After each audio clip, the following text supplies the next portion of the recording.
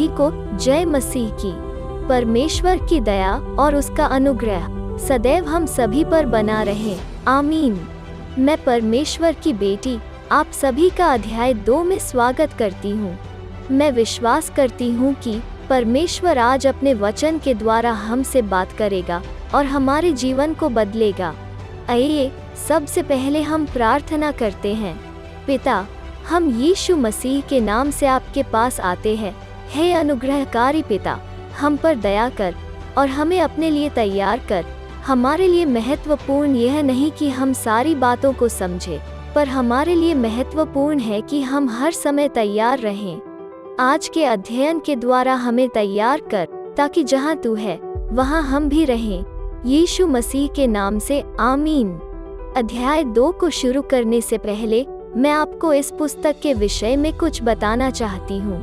प्रकाशित वाक्य एक ऐसी पुस्तक है जो हमें बताती है कि भविष्य में क्या कुछ घटने वाला है। यह एक ऐसी पुस्तक है जो बताती है कि जो लोग तैयार हैं वो किस तरह यीशु मसीह से आदर पाएंगे। एक सच्चा आदर यह है कि हम उसके आने पर बादलों पर उठा लिए जाए।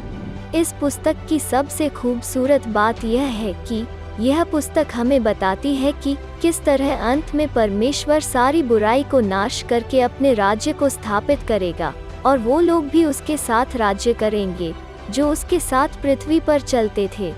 हो सकता है कि हम इस पुस्तक में लिखी सभी बातों को ना समझ पाए, पर हम इस पुस्तक के द्वारा यह जान लेंगे कि किस तरह परमेश्वर अंत में सारी बुराई को खत्म करेंगे और मनुष्य परमेश्वर के साथ वैसे ही चलेगा जिस तरह आदम और हव्वा अदन की वाटिका में उसके साथ चलते थे।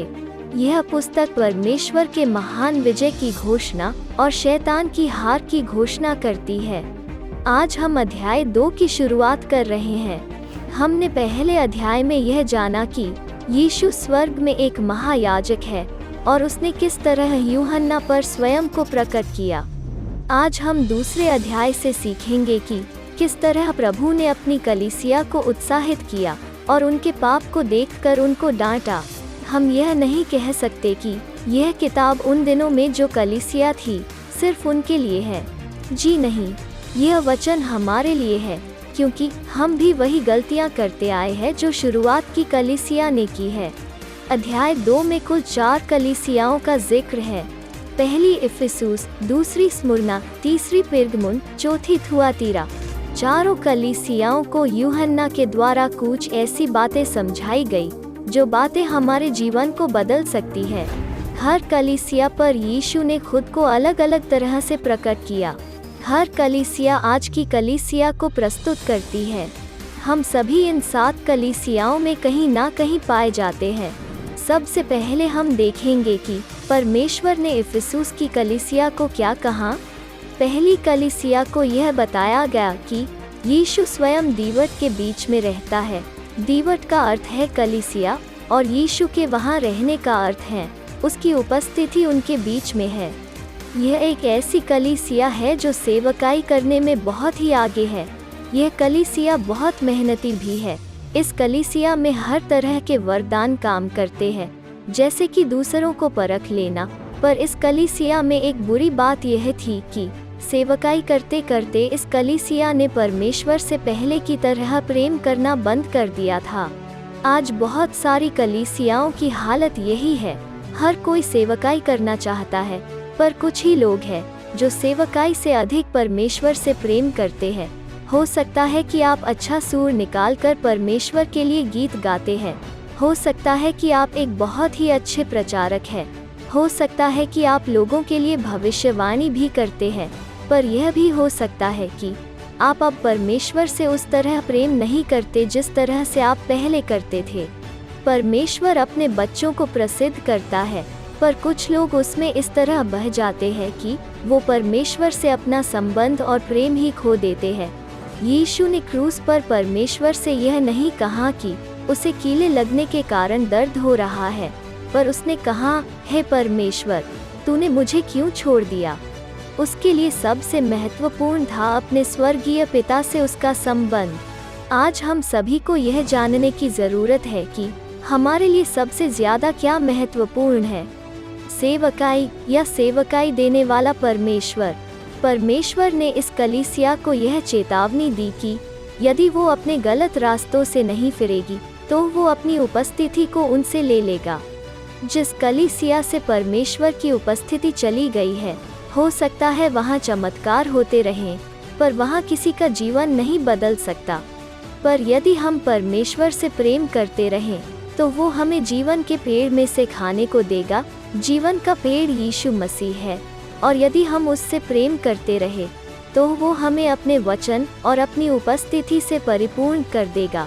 अब हम देखते हैं कि परमेश्वर ने स्मुरना की कलीसिया को क्या कहा।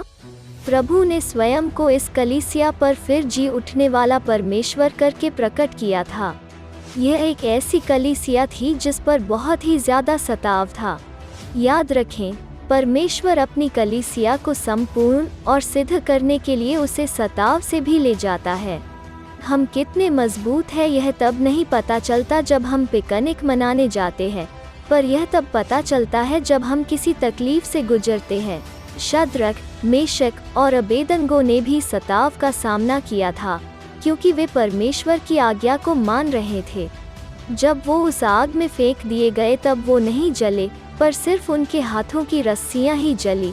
सताव आपको और भी परमेश्वर के करीब ले जा सकता है, और वहीं पर बंधन टूट जाते हैं। प्रभु ने इस कलीसिया को अंत तक विश्वास योग्य बने रहने की आज्ञा दी। हो सकता है आज हम भी अपने परिवार के द्वारा और दोस्तों के द्वारा सताव सह रहे हैं, या हमारा मजाक उड़ाया जा रहा है।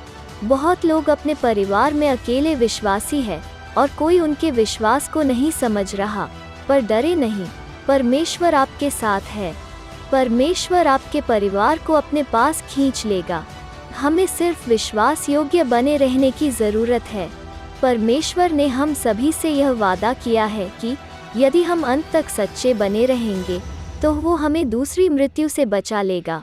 हो सकता है यीशु पर विश्वास करते करते हमारी जिंदगी भी चली जाए, पर प्रभु ने हमसे वादा किया है कि वो हमें अपने आने पर फिर से जिंदा कर देगा, जिस तरह से वो खुद भी जिंदा हुआ। हम मसीह में जी उठने के पहले फल कहलाए जाएंगे। मसीह के बादलों पर आने के वक्त जो सोए हैं वो पहले जी उठेंगे, और जो जीवित है वो बाद में उठा लिए जाएंगे। पौलुस कहता है, इस महिमा के सामने यह दुख बहुत ही छोटा है कि हम उसके नाम के लिए सताए जा रहे हैं। अब हम देखते हैं कि परमेश्वर ने पिरगमुन की कलीसिया को क्या कहा। पिरगमुन एक ऐसी कलीसिया है जो बहुत समझौते कर चुकी थी, और इस कारण इस कलीसिया में बहुत पाप आ चुका था। इस कलीसिया में कुछ लोग बहुत ही विश्वास योग्य भी थे, जैसे कि वहाँ एक व्यक्ति का जिक्र है जिसका नाम है अंतिपास, और वो यीशु के कारण शहीद हुआ था। इस कलीसिया पर प्रभु ने खुद यह कहकर प्रकट किया कि मैं वो हूँ जिसके पास दो धारी तलवार है, जो दर्शाता है कि वो न्याय करने वाला परमेश्वर है। इस कलीसिया में मिश्रण था, कुछ लोग बहुत विश्वास योग्य थे तो कुछ पूरी तरह समझौते भरा जीवन जी रहे थे। इस कलीसिया में मुख्य गड़बड़ी यह थी कि यह कलीसिया बिलाम की शिक्षा को मानती थी। आखिर क्या है बिलाम की शिक्षा? बिलाम को परमेश्वर ने साफ साफ कहा था कि तू बालाक के पास नहीं जाएगा। बालाक इस्राएल का दुश्मन था और वो चाहता था बिलाम उसके लिए इस्राएल को श्राप दे। जब बिलाम उसके पास नहीं गया तब उसने उसे बहुत सारा धन देने की बात कही और बिलाम इस बात में बहक गया। आज भी बहुत सारे प्रचारक भाई धन के पीछे हैं। वो हर समय पैसे मांगते रहते हैं। कुछ लोग डरा कर भी लोगों से पैसे मांगते हैं। वो कहते हैं ना देने पर हम पर श्राप आएगा। हम सभी को अपने जीवन में धन से ज्यादा प्रभु यीशु मसीह के सिद्ध जीवन का प्रचार करने की जरूरत है, ताकि कलीसिया प्रभु के लिए तैयार हो सके। परमेश्वर एक विश्वास योग्य सेवक की सारी कमी घटी अपने समय से पूरी करता है। यीशु मसीह न केवल परमेश्वर का पुत्र था, पर वो परमेश्वर का एक विश्वास योग्य सेवक भी था, और परमेश्वर ने उसकी सेवकाई में उसकी सारी जरूरतें पूरी की। दूसरी गड़बड़ी जो इस कलीसिया में थी वो है निकोलइयों की शिक्षा पर विश्वास करना। यह एक धार्मिक और राजनैतिक दल था जो कहता था यदि हम पाप माफ करें तो ही हमारे पाप माफ हो सकते हैं। और यह कलीसिया इस बात को सच मानने लगी थी। याद रखें, कोई मनुष्य हमारे पाप माफ नहीं कर सकता, एकमात्र परमेश्वर ही हमारे पाप को माफ करता है। आज मसीहत में बहुत सारे झूठे शिक्षक एक झूठी शिक्षा को लेकर आए हैं। कुछ बेटे को नहीं मानते तो कुछ बाप को नहीं मानते, और कुछ कहते हैं परमेश्वर की बीवी भी है। हमें इन झूठी शिक्षाओं से बचना चाहिए।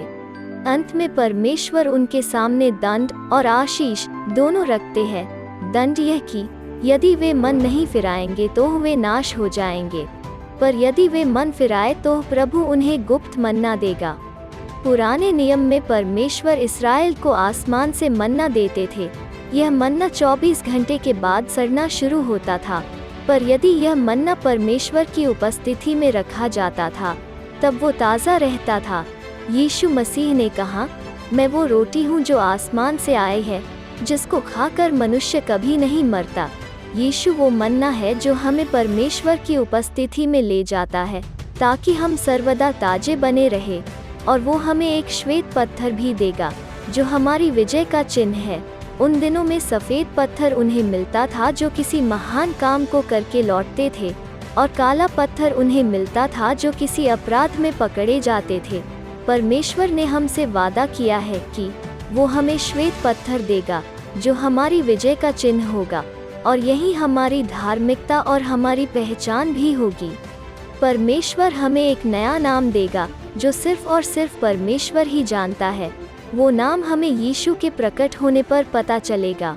अब हम देखते हैं कि परमेश्वर ने थुआतीरा की कलीसिया को क्या कहा।